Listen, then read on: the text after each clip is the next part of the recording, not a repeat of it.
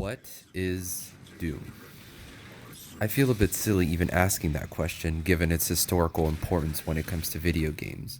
But Doom is an action FPS that popularized the genre, and it had its debut in 1993, and it instantly became a classic. It was developed by id Software, and they have continued to develop the Doom IP with Doom 2 Hell on Earth, Doom 3, Doom 2016, and the recent Doom Eternal, which is the game I will be talking about today. I chose to talk about Doom Eternal because, in my opinion, it is the perfect amalgamation of what id Software are good at doing, which is making adrenaline-fueled, great-feeling FPS games. The gameplay loop in this game is stress-inducing and often made me take breaks after increasingly difficult challenges.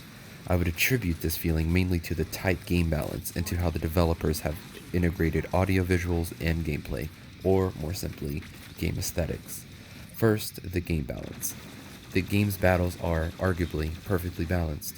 You'll be managing multiple things at once, including a large variety of demons, some more difficult than others, your ammo for each of your weapons, your health, armor, and your environment. All of these work in tandem. You have low health, you'll need to either look in the environment or perform a glory kill. In order to do that, you'll need to get close to enemies using more ammo. You need more ammo? Well, you can either use your chainsaw, but it has limited ammo, or again, you can look through the environment. You need to do all this while quickly maneuvering the arena that is filled with demons. Oh, and each demon has their own weakness that can be exploited, so you'll need to be doing that while also managing, as stated before, your health, armor, and ammo.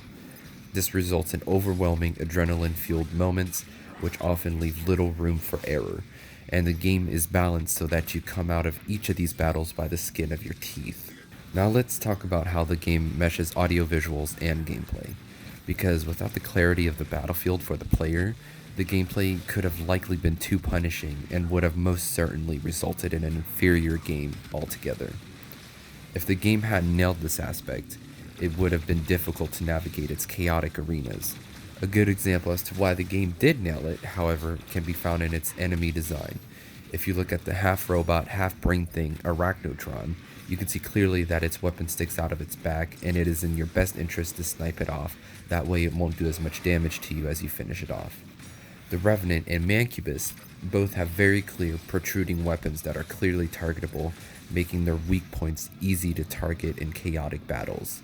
Each enemy has a very clear, defining design, which helps you make your choices with what weapons to use and what to target first, which really helps relay clear information to the player who has to process a lot of information at a breakneck speed. So, I really like Doom Eternal, even though I haven't finished it yet. I like how it's stressful, fast-paced, and challenging.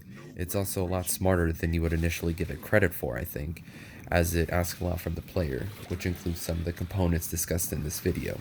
It also amazes me that after almost 20 years, Doom is still at the top of its game, and I would argue that Doom Eternal is one of the best FPSs that has been made in a good while.